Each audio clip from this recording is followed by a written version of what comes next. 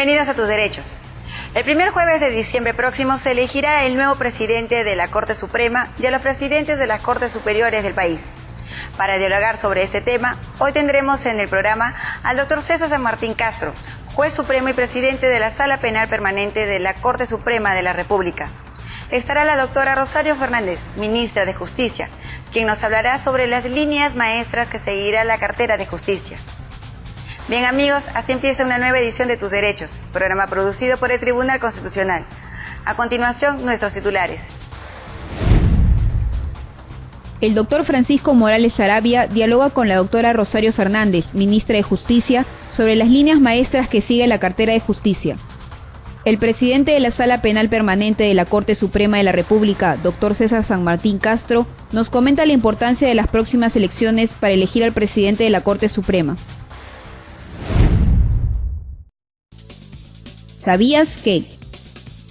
El Ministerio de Justicia nace con la Fundación de la República con el nombre de Ministerio de Justicia y Negocios Eclesiásticos, teniendo entre sus principales funciones la administración de justicia, el nombramiento de cargos eclesiásticos y judiciales. Enseguida, el doctor Francisco Morales Sarabia dialoga con la doctora Rosario Fernández, ministra de Justicia, sobre los alcances de las líneas maestras que seguirá la cartera de Justicia y otros temas de interés. Bien amigos, en esta edición del programa Tus Derechos nos encontramos con la ministra de Justicia, Rosario Fernández. Doctora, bienvenida a nuestro programa. Paco, ¿cómo está? Muchísimas gracias por la entrevista. Bueno, doctora, en esta etapa en la cual usted está en las postrimerías del gobierno como ministra de Justicia nuevamente, ¿cuáles son los ejes centrales de las políticas que piensan implementar, sea en el ámbito del INPE, de los procuradores, de los registros públicos, en lo que es su sector? Bueno, nosotros ahora hemos visto, ahora que he regresado, he visto un poco modificado, digamos, el campo de acción del Ministerio en lo que se refiere a que ya, por ejemplo, lo que era el Archivo General de la Nación no pertenece al Ministerio de Justicia porque ha pasado al Ministerio de Cultura. Por lo tanto, mis ejes de acción quedan centrados en lo que es el trabajo del propio ministerio, de esta sede, el trabajo del Instituto Nacional Penitenciario, el trabajo de la Superintendencia Nacional de Registros Públicos. Estas dos son OPDs, pero en realidad yo soy la responsable del sector. En consecuencia, tengo que tener metas muy claras y muy concretas, considerando, como usted bien dice, el corto tiempo para esta parte de la gestión, ¿no? Entonces, en materia del trabajo de este ministerio, nosotros lo que tenemos, de acuerdo a la Ley Orgánica del Ministerio de Justicia, es una labor de bisagra, prácticamente. Nosotros somos un ente que enlaza todo el sistema de justicia, la interrelación con el Ministerio de Justicia, con el Poder Judicial, el Ministerio Público, el Tribunal Constitucional, el Consejo Nacional de la Magistratura. Esa es nuestra función. ¿Y cómo creo yo que la debo cumplir mejor? Colaborando en lo que más pueda en el tema de la descarga procesal, que para mí es una meta concreta, específica y urgente. Los beneficios penitenciarios, en este programa hemos ya conversado también con algunos expertos, gente de la Defensoría incluso, y usted ha tenido un papel protagónico en los últimos días, poniendo su voz de alerta en el tema del terrorismo. Cuando alguien se resocializa y queda en paz con la sociedad. En el caso del terrorismo, no sabemos si es que quienes han sido condenados de buena fe y por convicción han dejado de abrazar estas tesis violentistas. ¿Ese es un elemento que está en juego? ¿Se está valorando eso? Es un tema ciertamente muy controversial, ¿no? Y difícil de abordar, pero hay que hacerlo. Cuando uno recibe una responsabilidad de autoridad, tiene que hacerle frente al tema. Yo soy una persona que cree mucho en el asunto de la resocialización. Yo soy una ministra que trabaja en las cárceles. Yo camino en ellas, ustedes me pueden ver durante todo el tiempo que he sido ministra, y ahora yo ingreso a los penales con mucha frecuencia, ingreso a las celdas y trato de resolver los problemas de manera directa. Y creo en la resocialización. Pero yo distingo muy bien, ¿no? En el delito común es mucho más fácilmente apreciable, ¿no? El interno como consecuencia de un delito común que lleva a cabo un proceso de resocialización, y evidentemente ahí de por medio está pues la infracción directa a un derecho de otra persona, un robo, un homicidio, un asalto, una estafa, ¿no? En el caso de los delitos de terrorismo, ¿no? El asunto es mucho menos tangible, evidentemente, ¿no? Y por lo tanto creo que no resulta tan suficiente que solamente admitamos o veamos u observemos los informes que dicen que la persona trabajó y que la persona estudió, y que estudió bien y que trabajó bien. Yo he estado leyendo, por ejemplo, con mucho detenimiento la resolución que ha emitido la doctora Jessica Yarango el día viernes, y ella misma señala en su resolución que los instrumentos internacionales señalan que es el juez el que tiene que persuadirse de ese cambio.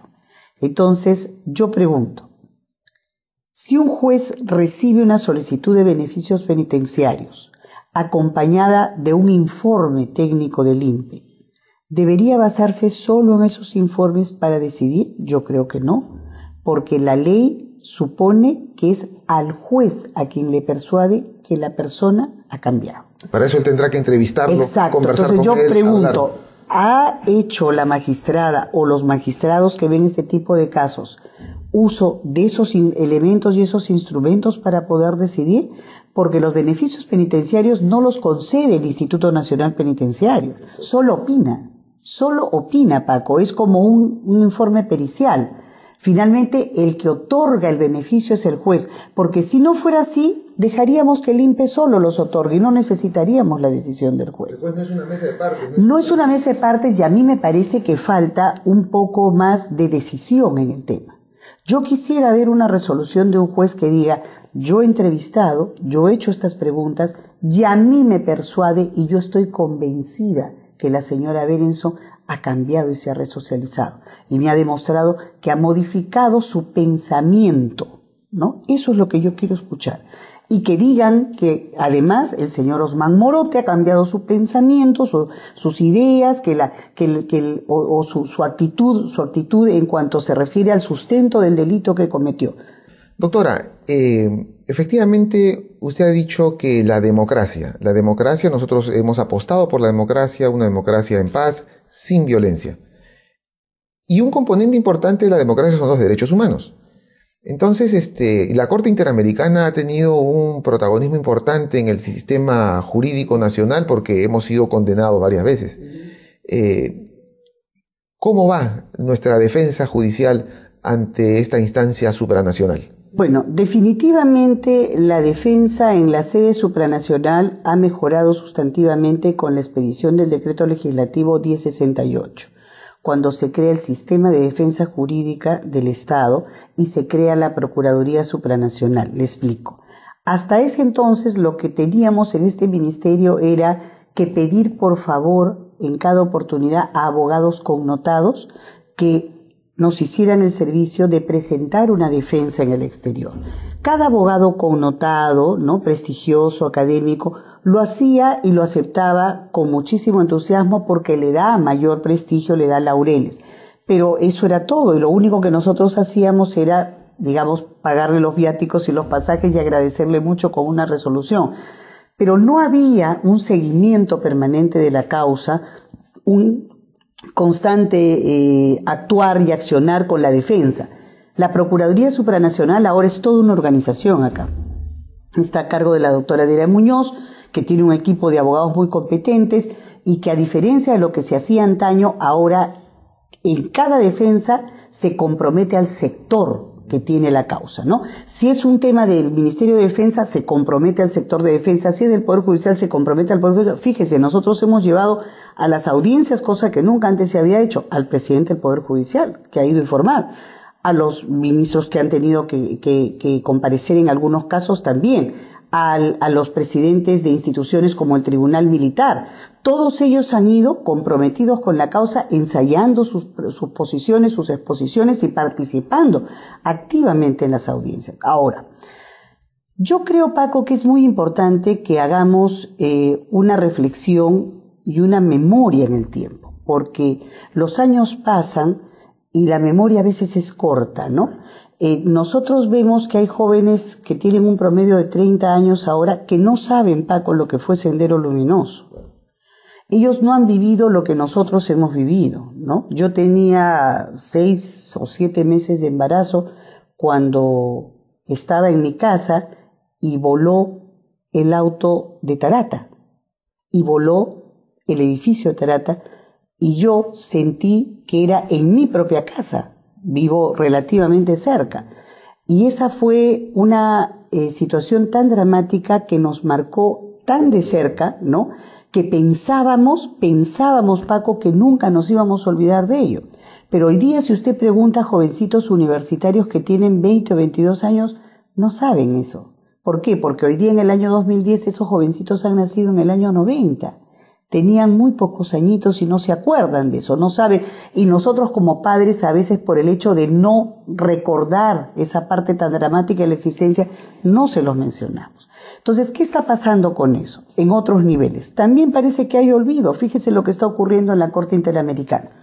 Nosotros en la Corte Interamericana fuimos denunciados y, como usted bien dice, fuimos sancionados, ¿no es cierto? Se nos obligó a volver a procesar a las personas. Muy bien, no se había respetado su debido proceso, se les ha vuelto a procesar.